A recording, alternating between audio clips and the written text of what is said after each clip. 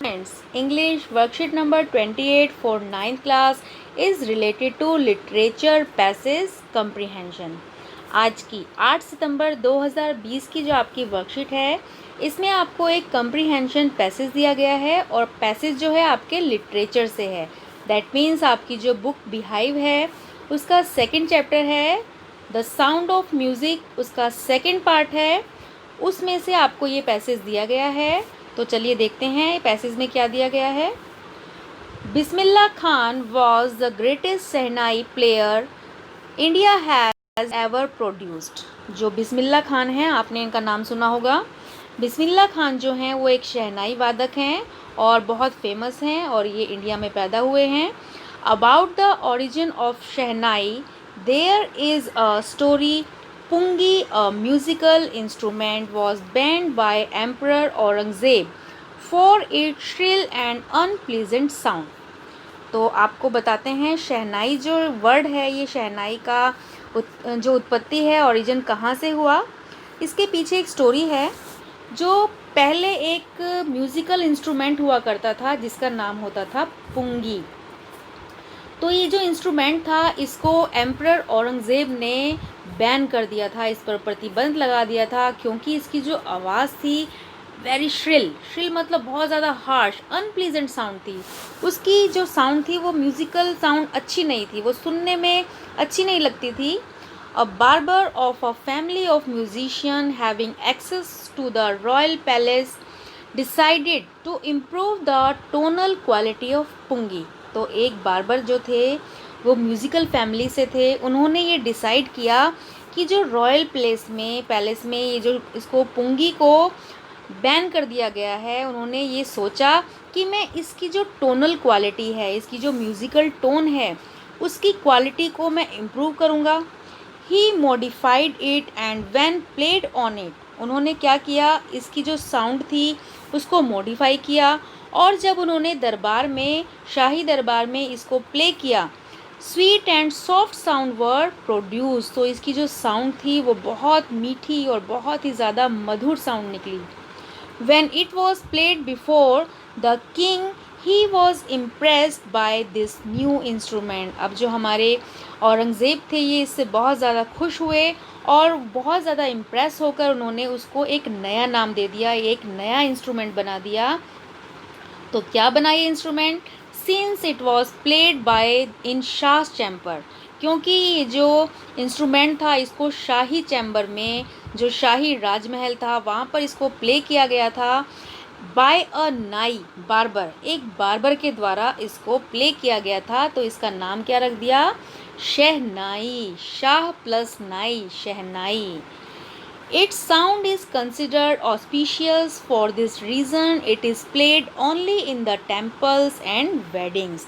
और इसकी जो आवाज़ थी इसको बहुत ज़्यादा ऑस्पिशियस, बहुत ज़्यादा पवित्र समझा जाता था, इसलिए इसको मंदिरों में और शादी के उत्सव पर, शादी के समय पर इसको बजाया जाता था. Bismillah Khan belong to a family of professional musician. अब जो बिस्मिल्लाह खान थे इनकी जो फैमिली थी वो भी म्यूजिशियन थी. ये प्रोफेशनली म्यूजिशियन की फैमिली से बिलोंग करते थे. He was fascinated by the shehnai.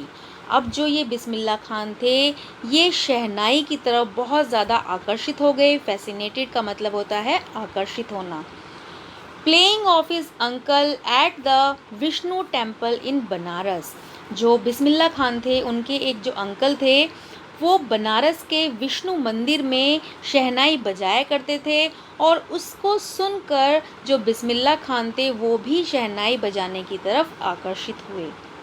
He became his disciple. और वो उनके शिष्य बन गए. अपने जो अंकल थे इनके, जो विष्णु टेम्पल में उसको बजाते थे शहनाई को, उनके वो शिष्य बन गए.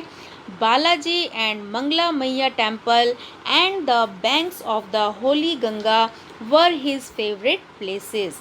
अब जो बालाजी और मंगला मैया का जो मंदिर था और गंगा नदी का जो पवित्र किनारा था वो बिस्मिल्लाह खान के फेवरेट प्लेसेस हुआ करते थे जहाँ पर वो शहनाई बजाते थे. He played shehnai in solitude there. वहाँ पर बिल्कुल एकांत में, बिल्कुल शांति में वो शहनाई बजाया करते थे. In 1938 he was selected for the All India Radio Lucknow, और 1938 में लखनऊ ऑल इंडिया रेडियो ने उनको सेलेक्ट किया शहनाई बजाने के लिए। He was the most popular shehnai player on radio. Radio पर शहनाई बजाने वाले वो बहुत ही ज़्यादा प्रसिद्ध कलाकार हुए। When India got independence on 15th August 1947, Bismillah Khan became the first Indian to greet the nation with his शहनाई। तो जब 15 अगस्त 1947 को हमारा देश आज़ाद हुआ तो बिस्मिल्लाह खान ने अपनी शहनाई बजाकर अपने देश की आज़ादी का ग्रीट सम्मान किया। Famous film director Vijay Bhatt was so impressed by him that he named a film गूंज उठी शहनाई। अब एक फिल्म डायरेक्टर थे जिनका नाम था विजय भट्ट, वो शहनाई से इतना ज़्यादा इम्प्रेस हुए, जो बिस्मिल्लाह खान के जो शहनाई प्लेइंग थी उससे इतना ज़्यादा इम्प्रेस हुए कि उन्होंने अपनी एक फ़िल्म का नाम ही रख दिया गूंज उठी शहनाई। और उसमें एक गाना था, वो बहुत फेमस गाना हो गया था। गाना क्या था? दिल का खिलौना हाय टूट गया। तो आपने भी सुना होगा, ये पुराना सॉन्ग है। Became a nation wide super hit, और ये गाना जो था वो बिल्कुल पूरे राष्ट्र में इतना ज़्यादा सुपर हिट हो गया था। Bismillah Khan was recognised and honoured by many countries, और बिस्मिल्लाह खान को कई देशों के द्वारा सम्मानित किया गया था। बहुत सारे देशों ने उनको रिकॉग्नाइज़ किया था, उनकी पहचान बन गई थी अलग अलग देशों में। He gave his performance in the USA, UK and at various other places. उन्होंने USA में, UK में और अलग विभिन्न देशों में अपनी परफॉर्मेंसेस दी थी, अपना उन्होंने हुनर दिखाया था। He was totally devoted to Banaras and the river Ganga, और वो बनारस और गंगा रिवर की तरफ बिल्कुल ज़्यादा डिवोटेड थे, बहुत सम्मान करते थे वो बनारस का और गंगा नदी का। क्यों? क्योंकि उन्होंने यहीं से ही शहनाई को बजाना सीखा था, और आपने देखा भी था कि वो नदी के किनारे पर और मंदिर में जाकर वो अकेले में शहनाई वादन किया करते थे। He missed them when he was abroad, और जब वो विदेश में चले गए थे तब उन्होंने इन दोनों चीज़ों को बहुत ज़्यादा मिस किया था। किसे? बनारस को और रिवर गंगा को। Bismillah Khan was a symbol of rich and composite culture of India. अब जो बिस्मिल्लाह खान हैं वो भारत का जो मिक्स्ड कल्चर है, कंपोजिट कल्चर है, मिला जुला जो हमारा भारत का कल्चर है, संस्कृति है, और जो समृद्ध संस्कृति है उसका एक सिंबल बन गए हैं ये हमारे बिस्मिल्लाह खान जी।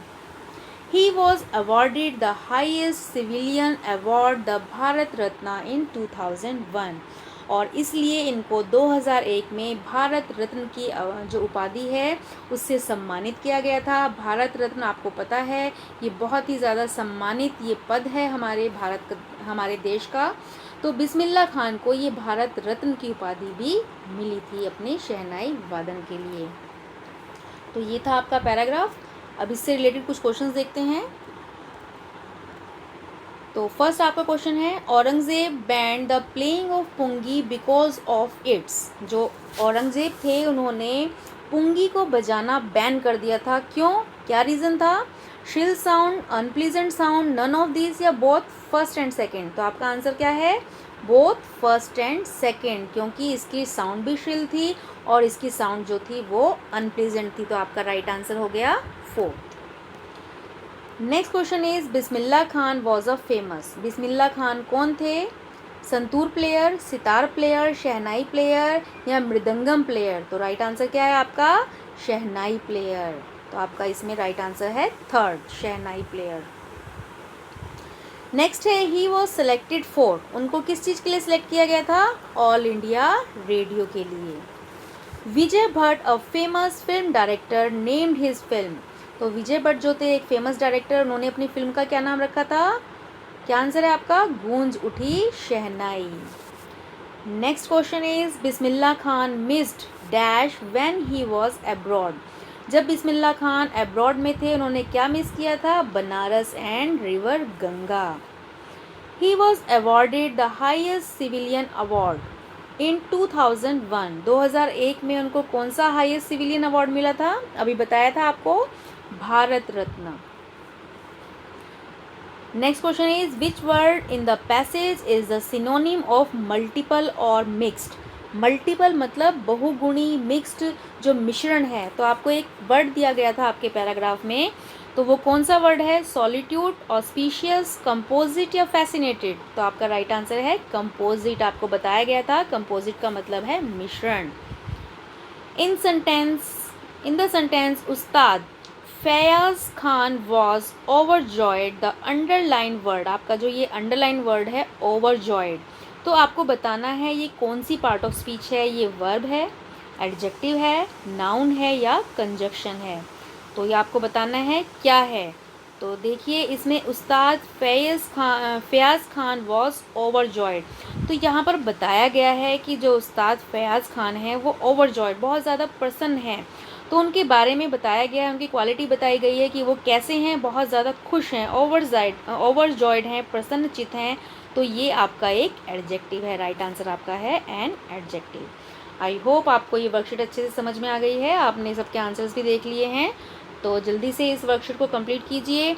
और ये जो आपका पैराग्राफ है आपका लिटरेचर से रिलेटेड है, तो आपको इसको अपने एग्ज़ाम में भी बेनिफिशियल होगा आपके लिए। तो सभी बच्चे जो वर्कशीट दी जाती हैं बेटा, आप इसको बहुत ध्यान से कीजिए और इसको याद भी करते रहिए। आपका जो सिलेबस है वो भी कंप्लीट हो रहा है इनसे, तो आपको एग्ज़ाम में कोई ज़्यादा प्रॉब्लम नहीं आएगी। Thanks for watching the video. Best of luck for doing your worksheet.